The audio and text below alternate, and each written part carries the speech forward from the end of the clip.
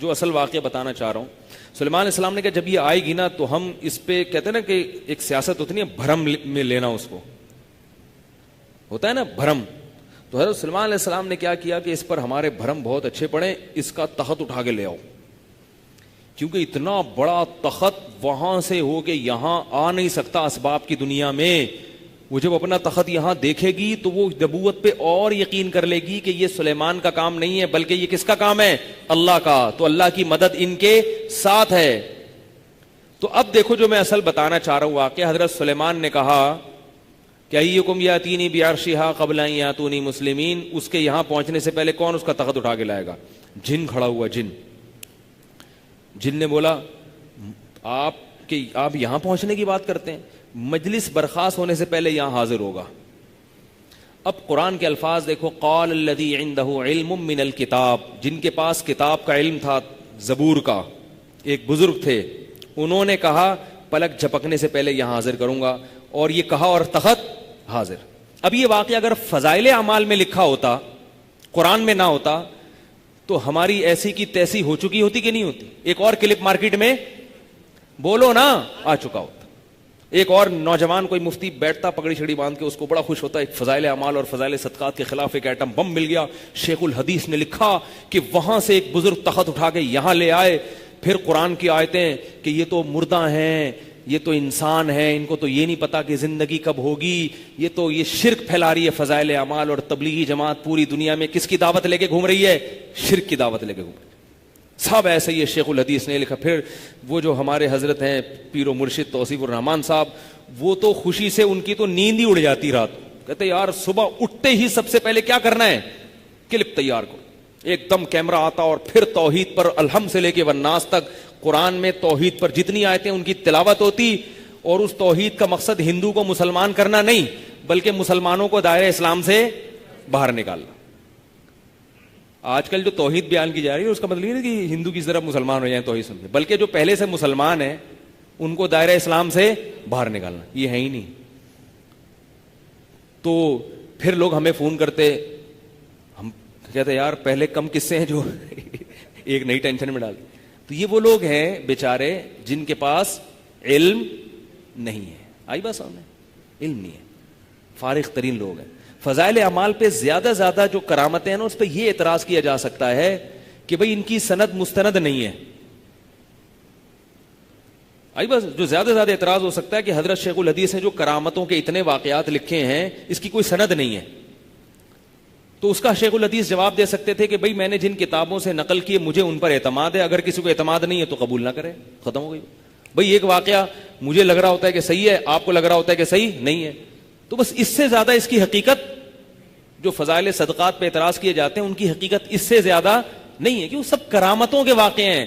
کرامت میں نسبت بزرگ کی طرف ہوتی ہے مجازن, حقیقت میں کون ہوتا ہے کرنے والا؟ اللہ ہوتا ہے.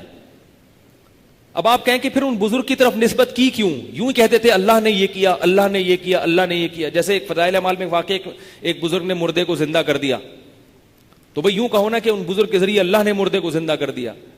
تو فضائل اعمال میں ان بزرگ کی نسبت کی طرف نسبت اس لیے ہے کہ یہ نسبت مجازی کہلاتی ہے, اور یہ نسبتیں قرآن میں بھی ہیں. حضرت عیسیٰ کے بارے میں قرآن میں آتا ہے کہ حضرت عیسیٰ نے کہا احیی الموتى, میں مردوں کو زندہ کروں گا. حالانکہ حضرت عیسیٰ مردوں کو زندہ نہیں کر سکتے تھے. ہمارا یہ عقیدہ ہے. کون کرتا تھا زندہ؟ اب قرآن میں آ گیا کہ حضرت عیسیٰ انسان ہو کے مردے کو زندہ کر رہے ہیں, اس کے خلاف ان کا کوئی کلپ نہیں. فضائل صدقات میں آ گیا کہ فلاں شخص کے ہاتھ پہ مردہ زندہ ہوا, ان کے خلاف سینکڑوں کلپ ملیں گے آپ کو. فرق صرف اتنا ہے کہ قرآن میں آنے سے ہمیں یہ پتا چلتا ہے کہ یہ واقعہ یقینی ہے, حضرت عیسیٰ نے مردے کو واقعی زندہ کیا. فضائل اعمال یا فضائل صدقات میں آنے سے یقینی نہیں کہہ سکتے, ہو سکتا ہے غلط واقعہ ہو. حضرت شیخ الحدیث کو غلطی ہوئی ہو, جس نے یہ واقعہ نقل کیا ہو اس نے جھوٹ بولا ہو, حضرت شیخ الحدیث نے سچ سمجھ کے کتاب میں لکھ دیا. اور یہ بھی ہو سکتا ہے کہ نہیں, اس نے جھوٹ نہ بولا, وہ سچا واقعہ. اس سے زیادہ اس پہ کلپ نہیں بن سکتا. نہیں آ رہی میرے خیال بات. اور اس قسم کے واقعات علامہ ابن تیمیہ, ابن قیم اور بڑے بڑے بزرگوں نے ماضی میں لکھے ہیں. ان کے خلاف کوئی کلپ بولو بھائی نہیں بنتا, کوئی کلپ نہیں بنتا, کیونکہ وہ واقعات عربی میں ہیں اور ان کے خلاف رد بھی عربی میں ہوگا, اور عرب پکڑ لیں گے فوراً, بولیں گے ہمارے باباؤں کو تم نے کب سے برا بھلا کہنا شروع کر دیا بھائی. تو یہ تماشا ہو رہا ہے, اس لیے ان چکروں میں نہ پڑیں. تو میں یہ کہہ رہا تھا کہ سلیمان علیہ السلام کے جو بزرگ تھے انہوں نے کیا کہا. اچھا بعض لوگ یہ بھی اعتراض کرتے ہیں کہ وہ فلانے نے مردے کو زندہ کر دیا, حضرت عمر سے تو مردہ زندہ نہیں ہوا کبھی, فضائل صدقات میں فلاں بزرگ کے بارے میں لکھا ہے انہوں نے یہ کر دیا, صحابہ سے تو یہ ہوا ہی نہیں, اس کا مطلب آپ کے بزرگ صحابہ سے بھی افضل تھے. تو یاد رکھو کسی سے کرامت کا صدور ہونا اس کی علامت نہیں ہے کہ یہ اپنے فلاں سے افضل ہو گیا. افضلیت کا معیار اعمال پر ہے, کرامتوں پر نہیں ہے. اب دیکھو سلیمان علیہ السلام خود نہیں لا سکے وہاں سے تخت, حالانکہ وہ نبی ہیں, پبلک سے کہہ رہے ہیں, ٹھیک ہے نا بھائی یار کوئی ہے ذرا کوئی تو لا کے دکھائے یار. پبلک کہہ سکتی تھی حضرت آپ پیغمبر ہیں, آپ کے تخت ہواؤں میں اڑ رہے ہیں, آپ جنات سے گپ شپ لگا رہے ہیں, آپ پرندوں کی بولیاں سمجھ رہے ہیں. تو وہ کہیں گے بھائی جتنا اللہ کر رہا ہے وہ کر رہا ہے, باقی مجھے اللہ نے یہ نہیں کہا کہ میں یہ بھی کر دوں گا. ہو سکتا ہے تم میں سے کسی کو اللہ نے الہام کیا ہو کہ وہ اللہ اس کے ساتھ یہ کرامت کر دے گا. تو اس لیے جن نے کہا, کیونکہ جن اسباب کی دنیا میں یہ کام کرتا اس کو جانا پڑتا ہوا میں, پھر لاتا تو کچھ نہ کچھ ٹائم تو لگتا نا. لیکن جو بزرگ تھے وہ اسباب کی دنیا میں یہ کام نہیں کر رہے تھے, ان کو اللہ کی طرف سے الہام ہوا کہ میں تمہارے ہاتھ پہ یہ کام کر دوں گا. تو اللہ کو ٹائم کی پابندیوں سے اللہ کیا ہے, آزاد ہے. تو جتنا ان بزرگ کو کہنے میں ٹائم لگا نا کہ تخت لا کے دکھاؤں, اتنا ٹائم تو لگا.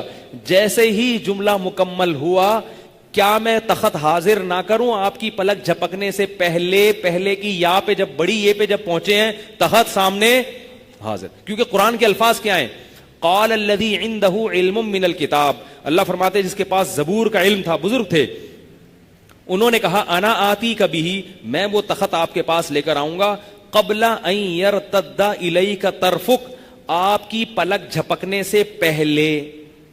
فلما رآہ مستقرا, سلیمان علیہ السلام کو ابھی کوئی تبصرہ کرنے کا موقع ہی نہیں ملا کہ بھئی کیسے یا اچھا ہاں ہوں نا.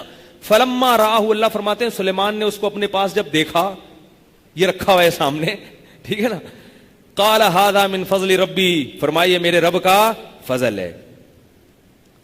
اب دیکھو جو میں دعویٰ کر رہا ہوں نا, سب دعووں کی دلیل اس آیت میں موجود ہے. وہ بزرگ کہہ رہے ہیں میں لے کر آؤں گا, اور سلیمان کیا کہہ رہے ہیں یہ اللہ کا فضل ہے. حضرت سلیمان سمجھتے تھے کہ یہ نہیں لے کر آئے, کون لایا ہے, اللہ. لیکن حضرت سلیمان نے اس کو یہ بھی نہیں کہا ان بزرگ کو کہ جب اللہ لا رہا ہے تو تم یہ کیوں کہہ رہے ہو کہ میں لے کر آؤں گا, تمہیں تو یہ کہنا چاہیے تھا کہ کون لائے گا, اللہ. بھائی اس لیے کہ وہ جو کہہ رہے ہیں میں لے کر آؤں گا تو مطلب لائے گا اللہ, ہاتھ کس کا ہوگا, میرا استعمال ہوگا, آرڈر میرا استعمال ہوگا, زبان میری چلے گی, بھئی آ جا, کچھ بولا ہوگا انہوں نے, آ جا, وہ تخت آ گیا. تو فضائل صدقات یا فضائل اعمال میں بھی جن بزرگوں کی طرف نسبتیں, مردہ زندہ کر دیا, یہ کر دیا, وہ کشتی یہاں سے اٹھا کے وہاں لگا دی, ایسی چیزیں ہمارے اکابر کی کتابوں سے نکال کے ان پہ کفر کے فتوے لگاتے ہیں, تو وہ ساری ان سب کا تعلق کرامات کے قبیل سے ہے. اور ہمارا عقیدہ ہے, اور ان اکابر کا بھی عقیدہ تھا, وہ کرامتیں کرنے والا کون ہے, اللہ. نسبت کس کی طرف ہو رہی ہے ان بزرگ کی, وہ مجازی نسبت ہے, مجازی, حقیقی نہیں ہے. حقیقت میں ہمارا یہ عقیدہ نہیں ہے کہ یہ ان بزرگوں نے کیا, کر نہیں سکتے. انبیاء معجزہ نہیں کر سکتے تو بزرگ کرامتیں کہاں سے کر سکتے ہیں, نبی چاند کے ٹکڑے نہیں کر سکتے, اللہ نے کیے ہیں. تو جب نبی نہیں کر سکتے تو حضرت عیسیٰ مردے کو زندہ نہیں کر سکتے تو بزرگ کہاں سے کر سکتے ہیں. آئی بات سمجھ میں؟ تو میں یہ کہہ رہا تھا کہ ابھی جو میں نے تبارک الذی والی آیت پڑھی ہے, وہو علی کل شیء قدیر, اللہ کیا فرماتا ہے, میں ہر چیز پر قادر ہوں.